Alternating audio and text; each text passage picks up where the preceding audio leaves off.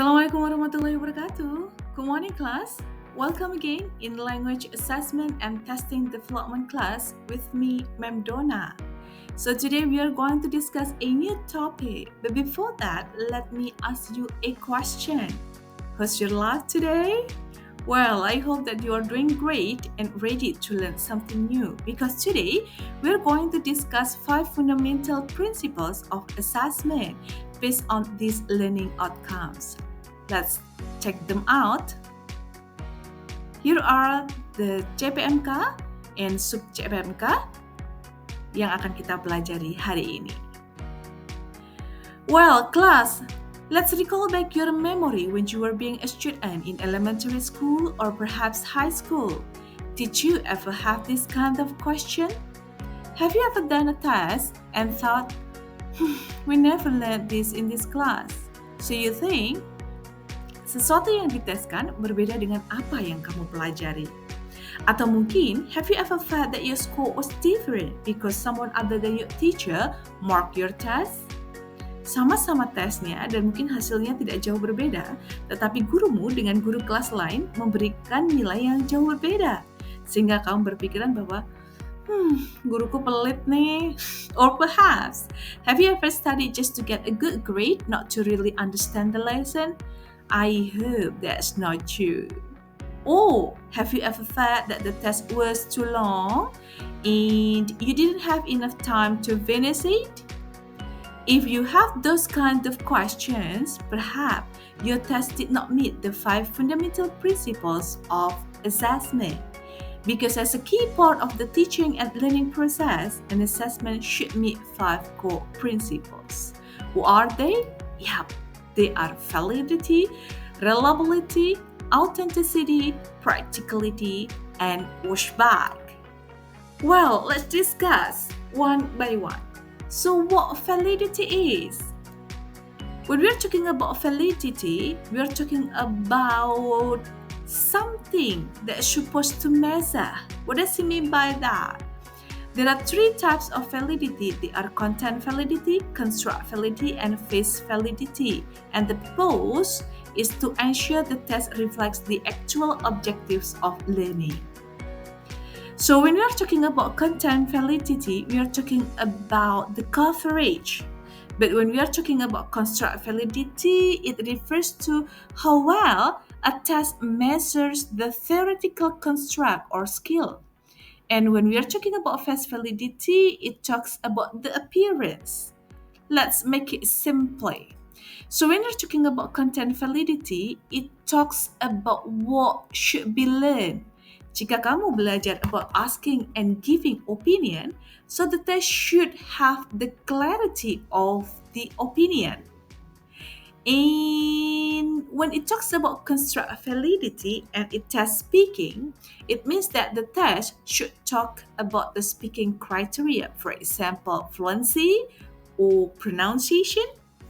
And if that's talking about face validity, it should test, or we can say what the test look like, how the test look like. What does it mean by that?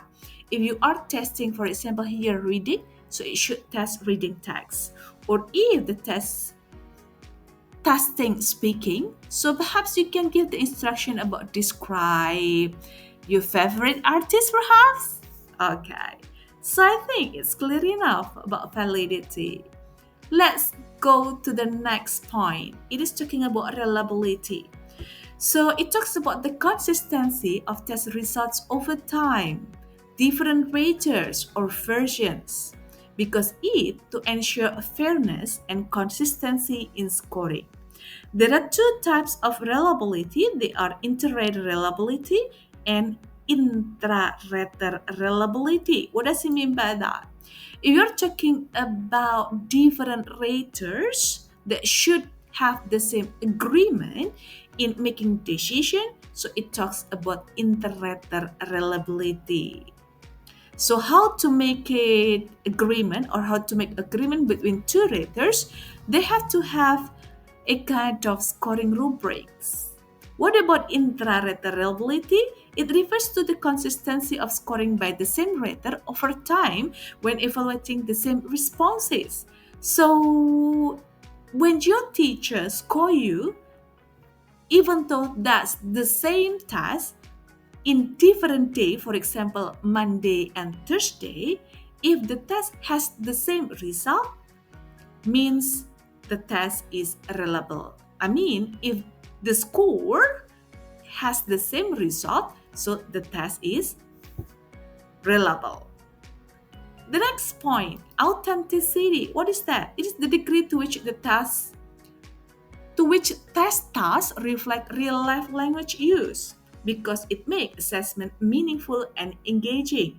So if you test your student about asking and giving direction, so it will be better for you to provide a map or a route of street so your student can directly show what should they do when they give direction.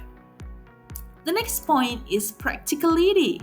So it talks about the ease and feasibility of administering and scoring tests. And the aspects are time, cost, resources, and scoring ease. Because the purpose is to ensure the test is manageable for both teachers and students. For example, if you are conducting a test, you do not only talk about whether the test is easy or not, no. But you have to consider that you can score your student results, mean the result of the test, easily.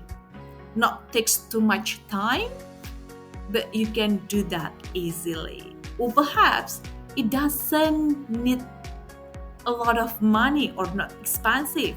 So it talks about practicality. What about washback?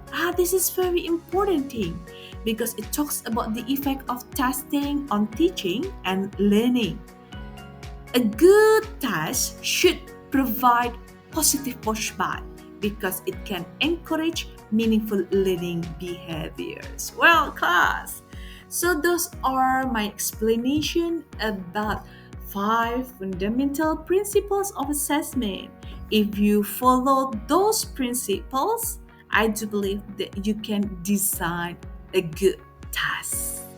Well, to give you more understanding about those 5 fundamental principles of assessment, let's play a game. You can scan this barcode.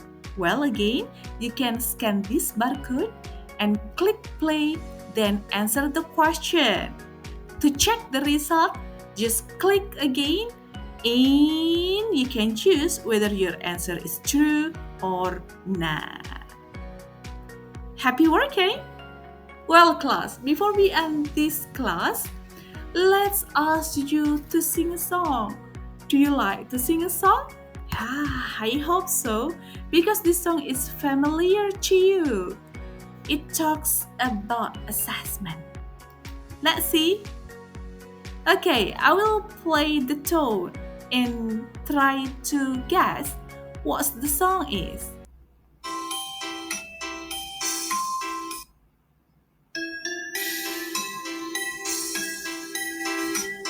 Yeah, that's true. This is a very familiar song, especially for children, because it talks about Balonku Ada Lima. Let's sing together. Assessment yang bermutu punya validitas. Ukur apa yang perlu, bukan sekadar tebak. Okay, you can continue to sing the song by yourself. Thank you very much for today meeting. And let's say Hamdalah together. Alhamdulillahirabbil alamin. I hope that today is a good thing for you to start designing a task and being a good teacher. Assalamualaikum warahmatullahi wabarakatuh. See ya.